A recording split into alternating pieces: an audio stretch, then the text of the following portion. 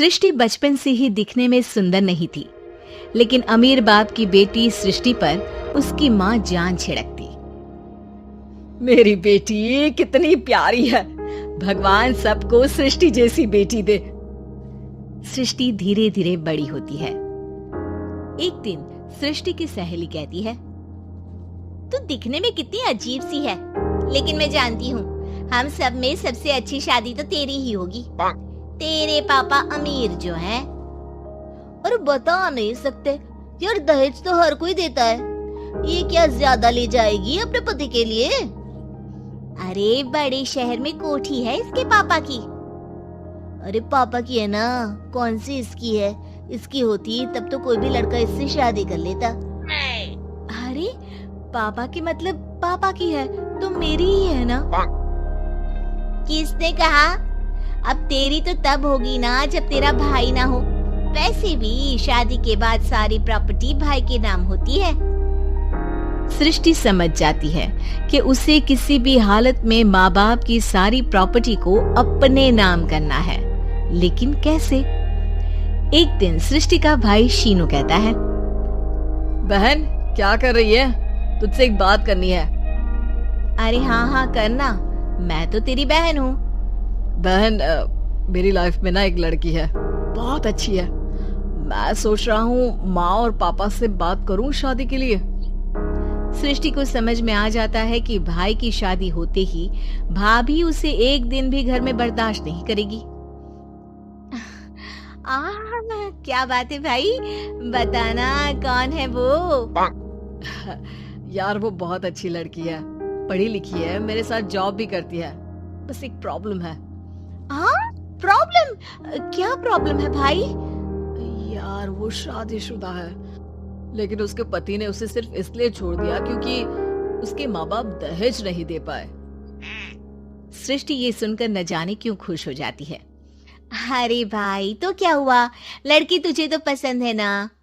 शीनू को लगता है कि बहन उसे समझ रही है। वो इस बात से अनजान होता है कि उसकी बहन की मंशा पूरा घर हड़पने की है। सृष्टि अपनी माँ से कहती है, मम्मी मुझे तो बहुत चिंता है। पता है शीनू क्या कर रहा है? अरे क्या कर रहा है? वो तो काम पर जाता है और वापस घर आता है। नहीं ना माँ, वो यही तो नहीं कर रहा, बाकी सब कर रहा है। आपको पता है उससे प्यार है, और वो भी एक शादीशुदा लड़की से। ये क्या हो गया? मैं सोसाइटी में क्या मुंह दिखाऊंगी? अरे तेरे पापा तो यही कहेंगे कि मैंने ही उसे बिगाड़ दिया है। माँ देखो, मेरी बात मानो, पापा पर भी विश्वास करने की जरूरत नहीं है। अब आप ही बताओ, पापा इतनी देर घर के बाहर रहते हैं क्यों? बोलो। अरे बेटा वो तो नौकरी करते हैं ना। तू बहुत भोली है माँ। पापा का ऑफिस तो 7 बजे खत्म हो जाता है, लेकिन देखो कितनी देर से आते हैं। अरे नहीं बेटा, ऐसी कोई बात नहीं है। सृष्टि माँ को एक औरत से बात करते पिता की फोटो दिखाती है। देखो माँ कैसे हैं पापा।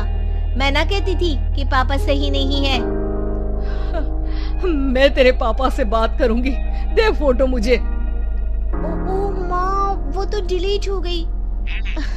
लेकिन चल, तूने तो देख लिया ना। पापा से बाद में बात कर लेना, और हाँ मेरा नाम बिल्कुल मत लेना। हाँ माँ। अब क्या था, सृष्टि के माँ और पिता के बीच झगड़ा होना शुरू हो जाता है। सृष्टि के मन में क्या चल रहा था कोई नहीं जानता था। एक दिन, माँ सृष्टि के लिए एक लड़का देखा है, वो लोग शाम को उसे देखने आने वाले हैं। और हाँ माँ, एक खुशखबरी, मैं और पापा मिलकर एक नया बिजनेस ट्राई कर रहे हैं। शाम को लड़का आता है, सांवले रंग का। सृष्टि को तो बिल्कुल भी पसंद नहीं आता।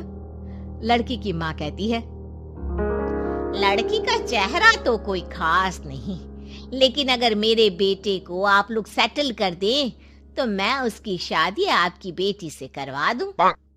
सृष्टि को लड़का बिल्कुल पसंद नहीं था। उसे भाई पर गुस्सा आ जाता है।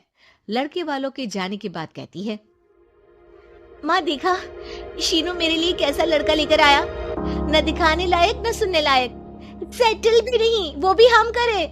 अरे माँ मैं जानती हूँ ये मेरी शादी किसी भी घर में क्यों करवाना चाहता है? अरे कैसी बात कर रही है बहन, तूने तो देखा ना, लड़के को मैंने ही मना कर दिया तुझसे शादी के लिए।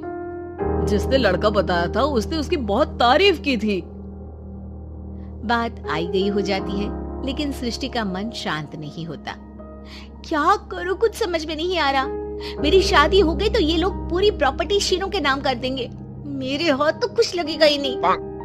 तभी सृष्टि को आइडिया आता है। वो किसी वकील को फोन करती है। जी देखिए, अगर आपके मम्मी पापा का तलाक हो जाता है तो आपके पिता की आधी प्रॉपर्टी आपकी माँ के नाम हो जाएगी, फिर उसे वो किसी को भी दे सकती है।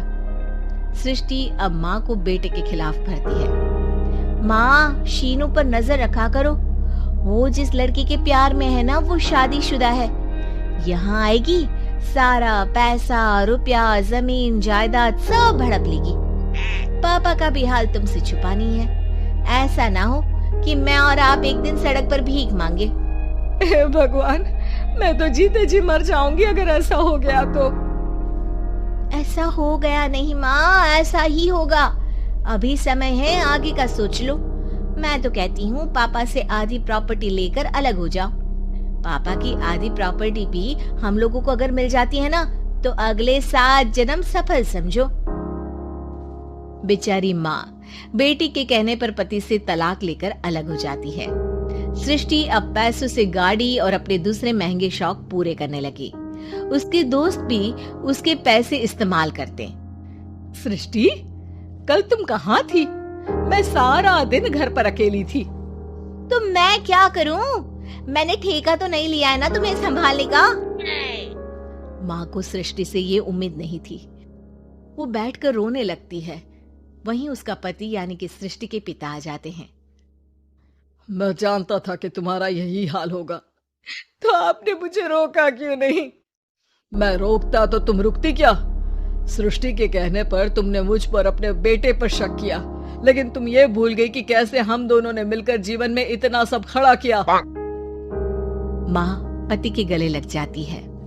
मुझे माफ कर दीजिए, मैंने आपकी कमाई का एक बड़ा हिस्सा गवा दिया। कोई बात नहीं, तुम साथ हो तो मैं ऐसी 7 प्रॉपर्टी खड़ी कर दूंगा। तभी वहाँ सृष्टि आ जाती है रोते हुए। माँ, मयंक ने मुझे छोड़ दिया। वो बोल रहा था जब तक मेरे पास पैसे थे तब तक ही वो मेरे साथ था। पापा, माँ, मुझे माफ कर दीजिए।